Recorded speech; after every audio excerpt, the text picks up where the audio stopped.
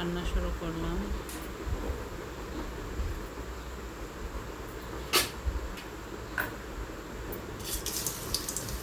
চিংড়িটা একটু ভেজে তারপরে পেঁয়াজটা দিব। একটা চিংড়ির পাস ছিল, অনেক বড় চিংড়ির।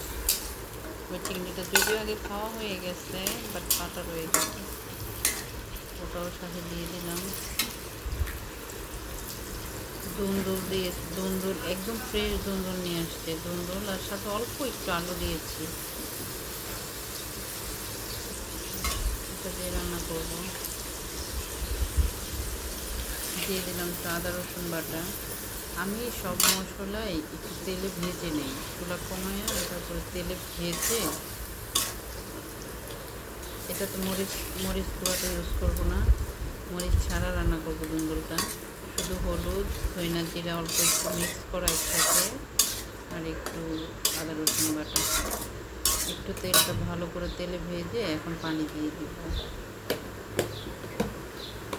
অল্প মশলাতে অল্প পানি দিয়ে কষালে মশলাটা অনেক সুন্দর হয় কষানো।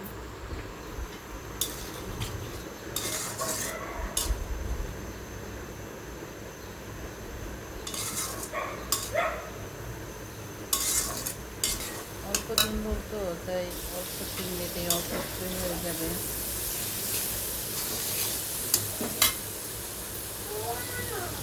পরে এখন কাজ করতেছি, রান্না করতেছি। দুধটা দিয়ে দিচ্ছি, কোনো পানি দিব না এখন।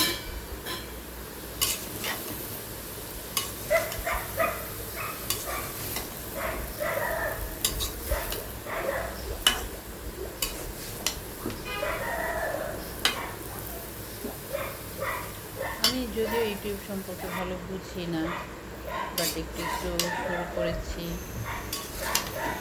অত ভালো কিছু পারিও না, তারপরে চেষ্টা করি একটু ভালো কিছু করার জন্য, যদি পারি, তাই চেষ্টায় আছি।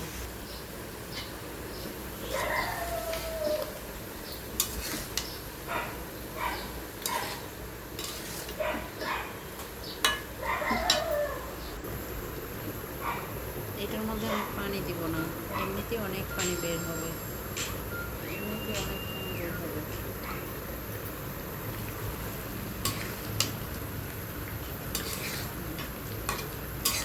দুন্দুল রান্নাতে পানি দিতে হয় না, ওখান থেকে অনেক পানি বের হয়ে গেলে।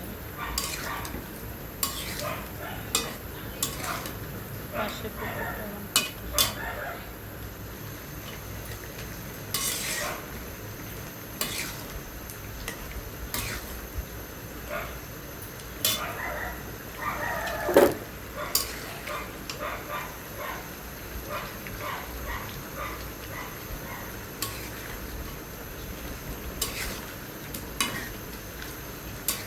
কতটা পানি বের হয়েছে, আলুও সিদ্ধ হয়ে গেছে।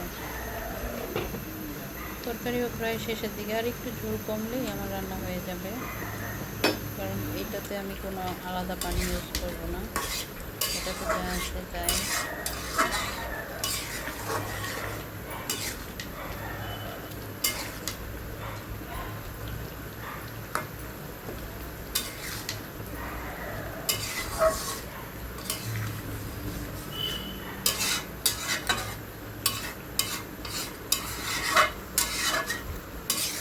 দেখছেন আলুটা কত সুন্দর সেদ্ধ হয়েছে, আর দুন্দুল তো অনেক আগেই সিদ্ধ হয়ে গেছে। এটা আমার রান্নাও প্রায় শেষ। ব্যাস, দেখুন আলুটা খুব সুন্দর সিদ্ধ হয়েছে।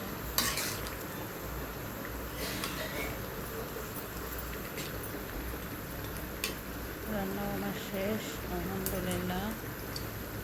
হয়ে গেছে আমার দুন্দুল দিয়ে চিংড়ি।